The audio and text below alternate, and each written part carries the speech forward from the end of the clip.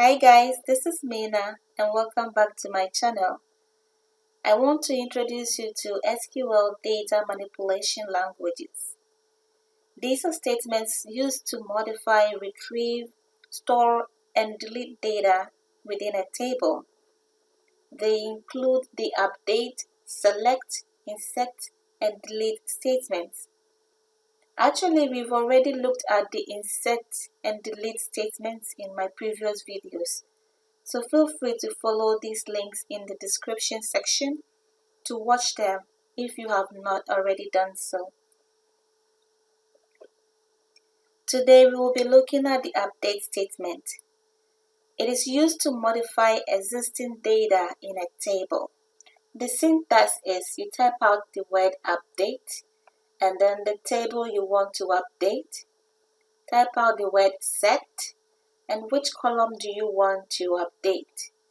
Equals what value do you want to replace in that column. You can do that for multiple columns.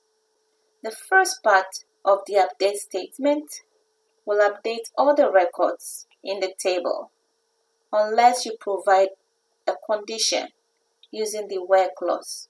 Let's move on to our SQL Server Management Studio and try this out. Once you launch your SQL Server Management Studio, enter your credentials and click on Connect. In the Object Explorer, I'll go to Databases, and these are all the databases that I have in my SQL Server Management Studio.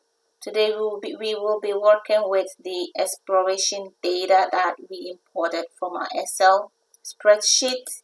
If you want to know how we imported this database, feel free to watch my previous videos. So the first thing I will do is to click on New Query and select this database exploration data. I will paste the syntax for the update statement here so we can refer to it at any time. Okay, so in the exploration database, let's see the tables that we have. We are going to be working with the employees table. So let's see what we have in our employees table. These are all the data in our employees table. Now let's start updating some of these records. Remember, update statement is used to modify data or records in a table. This is our employees table and we are going to update some of these records. Okay, the syntax says that update table name and set column equals value. Let's try it out. So update, the table is employees table. Set, what columns do we have?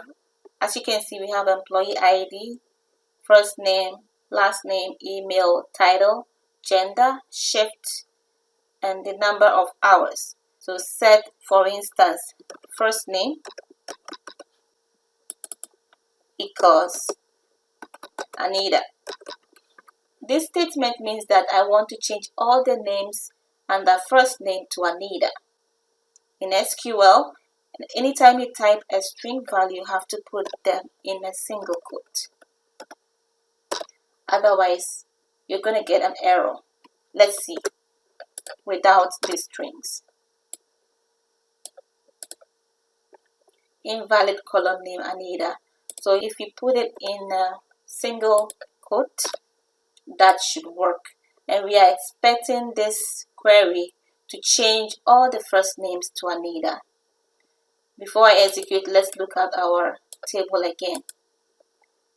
And the first name, we have several different names. So right now I'm going to execute this command and I expect that all these names should change to Anita. Okay. 10 rows affected. Now let's select our employees tables again. See, all the first names have been changed to Anita.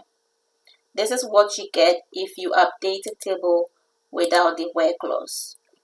So let's make some changes, this time adding the where condition. So if we say where last name equals Douglas, Okay, so let's set first name equals Mike, where last name equals Douglas. It means we want to change first name to Mike if we execute this command. But because of this where clause, where last name equals Douglas, so where last name equals Douglas means that this particular first name is what we want to change. So we are changing this Anita to Mike because the last name is Douglas, where last name equals Douglas. Let's execute this command. One row affected this time. So let's select and see. See, only the first row with the last name Douglas has been updated. It is always advisable to use the unique column or the primary key in your where statement. Let me show you what I mean. So I'm going to change first name to Mike where employee ID equals EM1. This way we are sure that no other column has this same employee ID. So let's execute this command and see. One row affected.